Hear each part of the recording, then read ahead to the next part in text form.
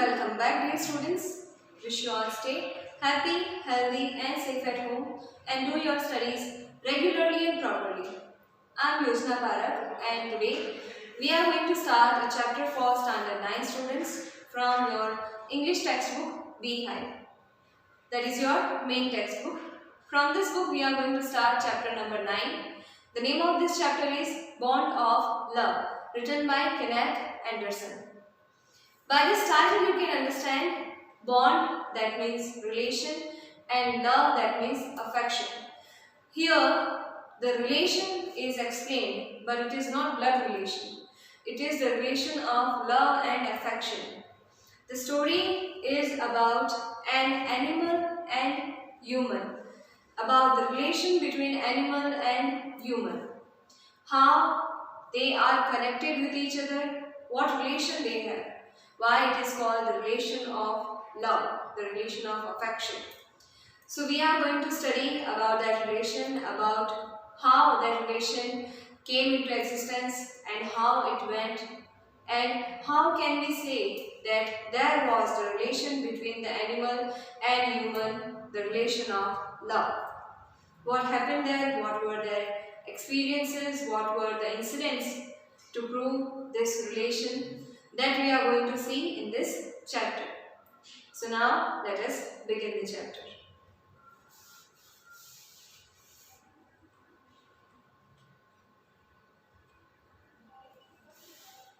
I will begin with Bruno. Who is Bruno? My wife's pet sloth bear. So who is Bruno? Bruno is sloth bear and he is a pet animal. Whose pet animal? Writer's wife's pet animal.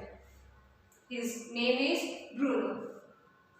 I got him for her by accident. I brought Bruno, that sloth bear, for my wife by an accident. I got Bruno by an accident. Now how he got Bruno and why he brought Bruno to his wife? 2 years ago, we were passing through the sugarcane fields near Mysore. Where we were going? We were in Mysore and we were going through the sugarcane field near Mysore. People were driving away the wild pigs from the fields by shooting at them. Now the pigs have entered in the sugarcane field, and to save their field, people were trying to drag them away, those wild pigs. Now how will they drag them away? How will they put them out of the field? So to put them out, they were shooting at the wild pigs. So in this way they were killing animals. Yet animals were not killing humans. They were just having some food. Actually they were not intentionally destroying anything, but people intentionally killed them. They shoot some pigs, but some pigs could successfully escape from that field and save their life. We thought that everything was over, when suddenly a black sloth bear came out, panting in the hot sun. Panting, that means taking short or quick breaths. So when we thought that now the sugarcane field is safe, and after shooting the pigs, some of the pigs died and some of the pigs left the field. But suddenly, when we thought that everything has gone over and everything is well now, suddenly we saw a sloth bear entering into the field, and it was panting, that means taking quick and fast breath. Short, quick breath.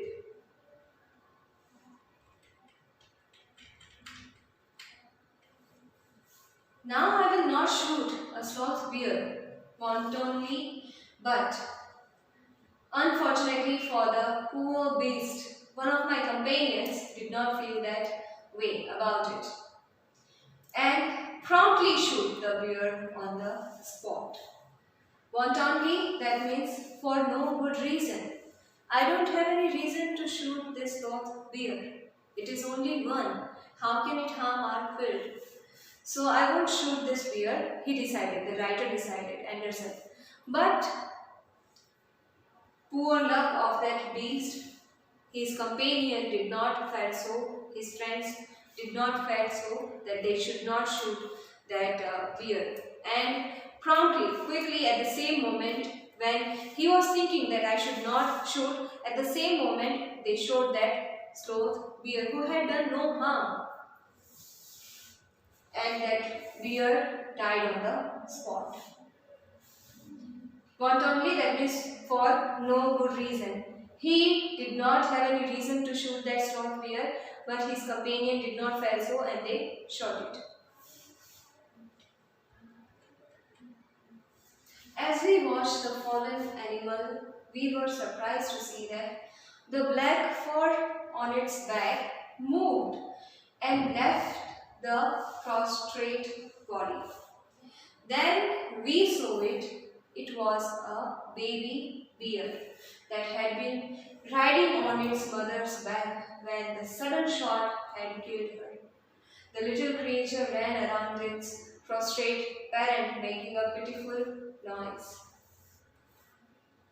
Prostrate, that means lying on the ground facing downwards. Here you can see the image.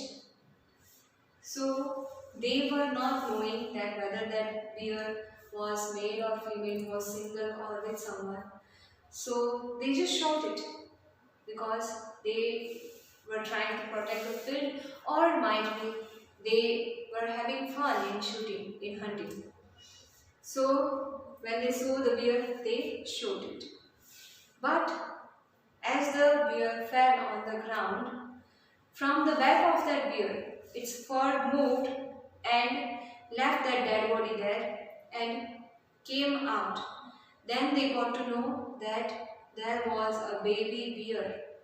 That was the mother bear who was carrying its baby bear. It was not harming anyone. It was just carrying its baby bear and wondering.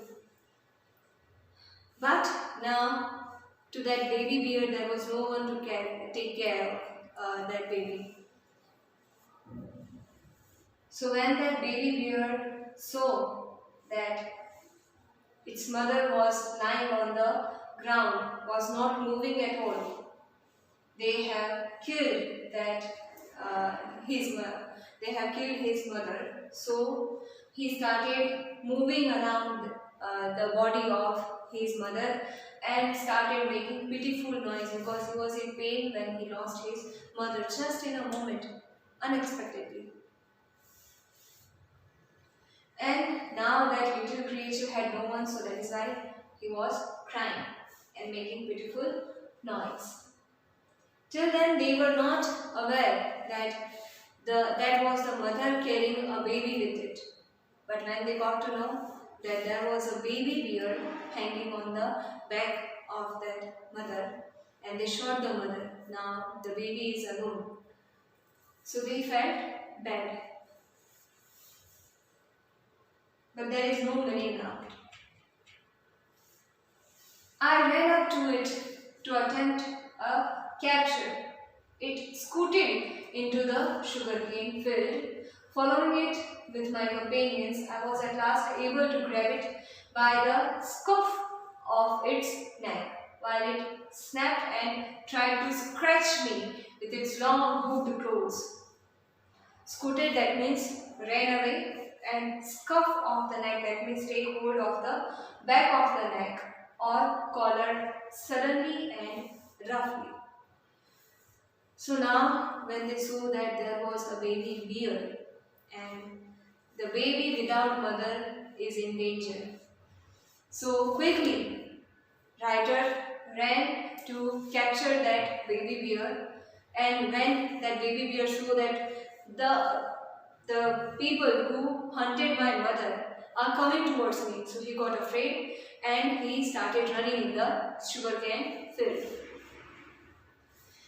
Now he was following the baby bear with his companions, and at last finally he was able to grab the collar, or you can say the scuff of that baby bear and hold it in his hands. But when the baby bear got caught by Ryder, he got afraid and he tried to save himself from their hand, and he started scratching him by his long and sharp hooked claws. Hooked, that means bend or in curve. So he started scratching him to save himself. Now we get to know whether they shoot that baby bear also just like mother, or the baby bear will get saved. We put it in one of the gunny bags, in the bag in which we kept the guns. So we put that baby bear in that gunny bag we had brought, and when I got back to Bangalore, I duly presented it to my wife. So that baby bear was saved, but without mother. She was delighted. She at once put a colored ribbon around its neck, and after discovering the cub was a boy, she christened it Bruno. Christened, that means named it. So finally, in order to save that baby at least, he ran to catch that baby and he took that baby to the Bangalore and gave it to his wife. His wife was very much delighted when she saw the baby bear, and she put a colored ribbon around its neck to show that it was a pet animal. And then when she got to know that the cub was a boy, she named it as Bruno. And from there, Bruno came into their house and it became pet of his wife. So in this way, he gifted Bruno to his wife. Now Bruno has become the pet animal of Ryder's wife. Bruno soon took to drinking milk from a bottle. Now animals used to drink animals used to drink milk of their mother only, but now mother was not there, and even the writer's wife was not able to give milk of her own to that bear. So then they started giving Bruno milk through the bottle, and very soon he got habituated of it. It was but a step further, and within a very few days he started eating and drinking everything else. It was just a step, one step he took to accept everything, and as he started eating and drinking, then as he grew up he started eating and drinking everything whatever we gave him. And everything is the right word. Why everything is said? Because he used to actually eat everything. Or here it is said that what he could eat, for he ate porridge made from any ingredient, vegetable, fruit, nuts, meat, especially pork meat, curry and rice. Pork, that is an insect, and regardless of condiments and chilies, bread, eggs, chocolates, sweets, pudding, ice cream, etc., etc., etc. Whatever, if we give anything to Bruno, he would grasp it, he would eat it. Condiment, that is spices. So spices or chili won't affect him, he won't get bothered by spices and chili, he would eat everything. As for drink, he used to drink milk, tea, coffee, lime juice, aerated water, soda water you can say, buttermilk, beer, alcoholic liquor, and in fact anything liquid. It all went down with the relish, with great enjoyment. He would love to eat and drink, and he could eat and drink everything whatever we gave him.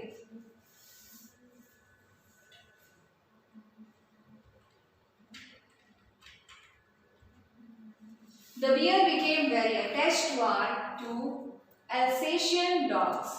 Now, already writer had two pet Alsatian dog. It is a type of, or you can say it is a kind of dog, a species of dog, Alsatian dog. And to all the children of the tenants that means who live in that house and pay rent. So he was attached because he was just a baby. So he was attached with the two pet dog, Alsatian pet dog, and also with the children of their tenant living in our bungalow. He was left quite free in his younger days when he was a child, when he was a baby, and spent his time in playing, running into the kitchen and going to sleep in our beds. He used to sleep in our beds. That means we used to sleep with an animal. So in this way, he used to wander here and there in the house, used to play, and he was friendly with everyone, with dogs, with the children of tenants, and in this way he used to run around in the house and used to play with everyone. And sometimes he used to sleep with us also. Why he used to run in the kitchen? Because he was foodie. He liked to eat food a lot. One day an accident befell him. I put down poison, borium carbonate, to kill the rats and mice that had got into my library. Bruno entered the library as he often did, and he ate some of the poison. Paralysis set in to the extent that he could not stand on his feet, but he dragged himself on his stumps to my wife, who called me. I guessed what had happened. Off I rushed in the car to the vet's residence. A case of poisoning came near barium carbonate. What to do? So now what happened, as he was habitual of eating and drinking everything, so he could not control himself, and he could not even make sense or make difference between different things, that whether he should eat that or not.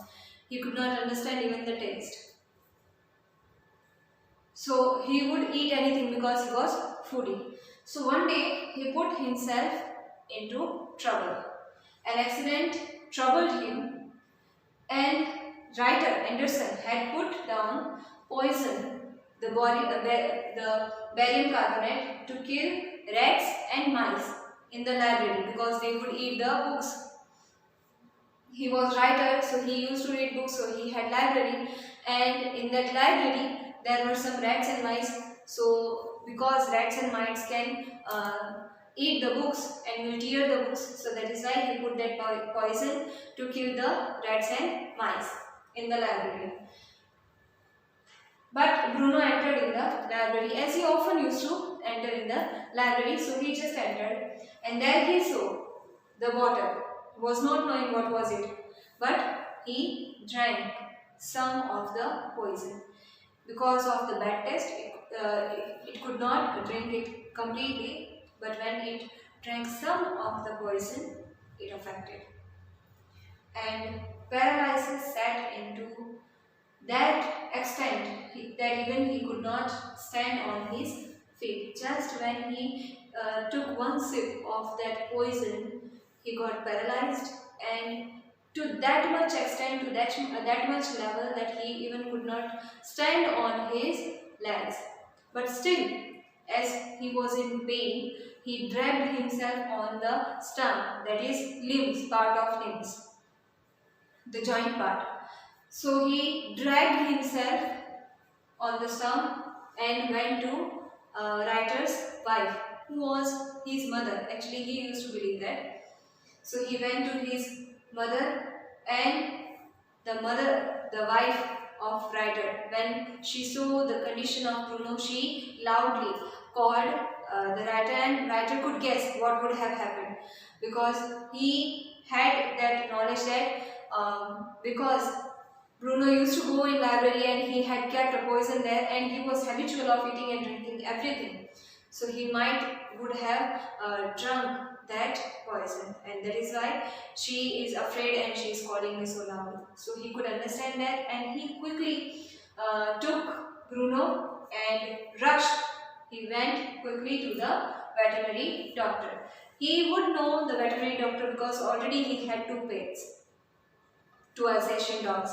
So he quickly went to the veterinary doctor. That means the doctor who cured the pet animal. So he was in hurry, panic. So he said, a case of poisoning can be a barium carbonate. What to do? So quickly he explained everything.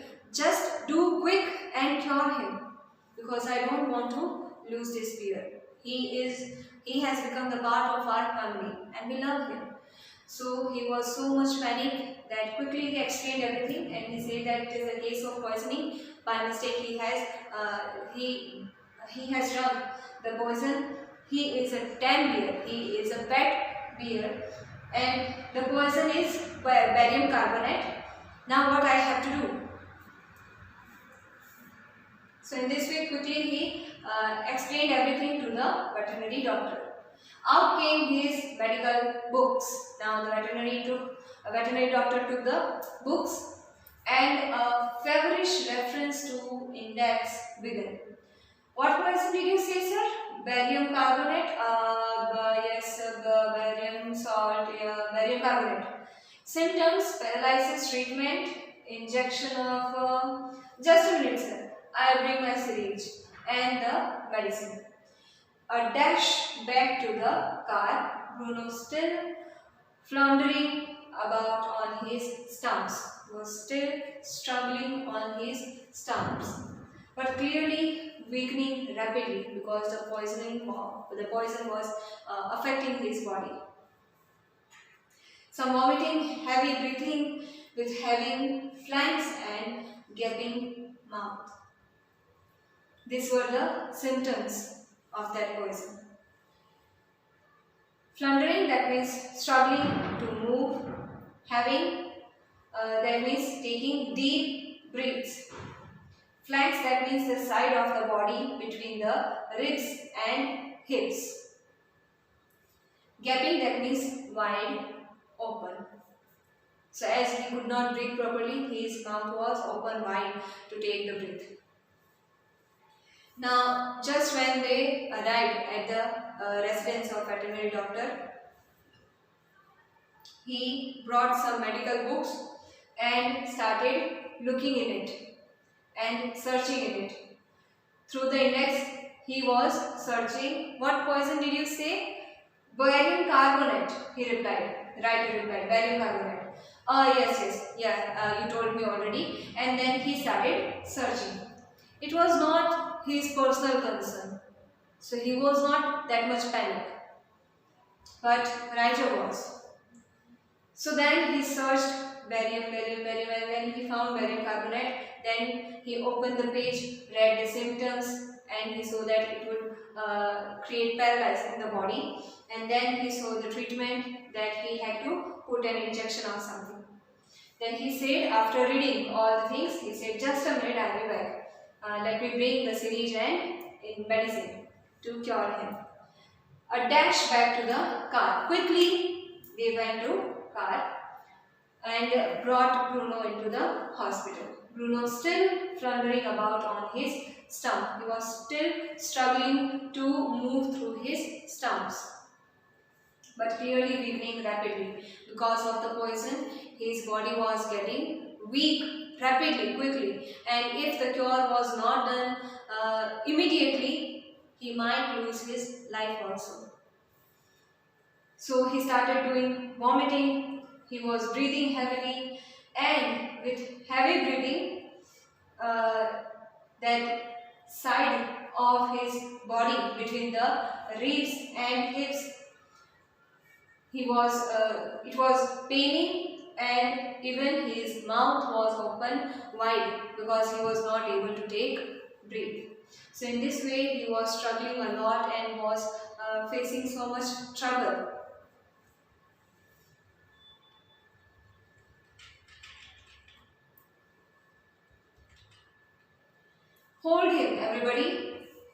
In goes the hypodermic. Bruno squills. 10 cc of the antidote enters his system without a drop being wasted. 10 minutes later, condition unchanged. Another 10 cc injected. 10 minutes later, breathing less stertorous, Bruno can move his arms and legs a little, although he cannot stand yet. 30 minutes later, Bruno gets up and has a great feed. He looks at us disdainfully, as much as to say, "What's barium carbonate to a big black bear like me?" Bruno is still eating. Now, hypodermic, that means a long needle used to give an injection under the skin, because animals have thick skin. Squills, that is screams, loud noise. Antidote, a medicine taken or given to counteract a particular poison. Here the poison was barium carbonate, and the antidote to counteract that poison was given. Stertorous, that is noisy, and disdainfully, that means disapprovingly. So now, when they were very much panicked to save Bruno, they took Bruno from the car and doctor went to find the medicine, and then they went to the veterinary doctor's residence, and doctor said, "Hold him, everybody." All of the people had to hold that bear, Bruno, and in goes the hypodermic. Here he put the long needle to give the injection to Bruno. Bruno squeals. Bruno loudly shouted. 10 cc of the antidote entered through the injection in his body, in his system, without a drop being wasted. Complete 10 cc. 10 minutes later, condition unchanged. Still, he was not well. Another 10 cc injected. Now 10 minutes later, breathing less stertorous. So before that he was taking quick and short breath, but now the breathing came down, calmed down, and Bruno can move his arms and legs a little. Although he was not able to stand on his legs, he started recovering. But after 30 minutes, Bruno gets up and has a great feel. He started eating. So just after 30 minutes he got well, and he was pretending like nothing had happened. I'm completely fine. And he started having his food. Great food. He ate a lot. He looks at us disdainfully, as much as to say, he was looking at us just like to say that, "What's barium carbonate to a big black bear like me? It cannot affect me at all. It is nothing for me. So I am not at all affected by that barium carbonate, and I am completely fine." So that look he gave to us, and after 30 minutes finally he was completely fine and well. That antidote worked completely and the poison was removed from his body. And Bruno is still eating everything. So now they were happy that Bruno was well. Another time he found nearly 1 gallon of old engine oil which I had drained from the sump of the stud breaker and was keeping as a weapon against the inroads of termites. He promptly drank at the lot, but it had no ill effects whatever. So why he said that? He started eating again everything because another incident happened. What had happened? That another time he found nearly 1 gallon of old engine oil. The sump, that means the base of an internal combustion engine, which served as a reservoir of oil for the lubrication system. Stud breaker, that means an old American So from that car, writer had took out the oil from the sump. That is a part of that engine where it reserve some of the oil to give lubrication for the smooth lubrication system. So that oil, engine oil, was kept in a gallon. Now that Bruno was used to drink and eat everything. So there he found the gallon of old engine oil and he drank. I had drained that engine oil from the sump, from the part of that engine of the car, and was keeping as a weapon against the inroads of termites. To remove the termites, I kept that oil. But Bruno promptly, quickly, at the same moment, he drank the lot, the complete gallon. But it had no ill effects whatever. However, there were no ill effects and he was not affected by that motor oil, and somehow he was fine. So in this way, there were many incidents that he used to drink and eat everything, a lot of things which he should not even eat or drink, that even sometimes create harm to him and sometimes not. But as he could not understand anything, so we had to be more careful for him. So in this way, he brought up and he got grown up bear now. And this kind of trouble Rantan and his wife had to face, and they had to be more careful for Bruno as he was growing. With this, our first part completes. Now, some more incidents of the life of Bruno and writer and his wife that we are going to see in the next part. Till then, take care of yourself, be safe and keep on learning. Thanks for being with me. See you.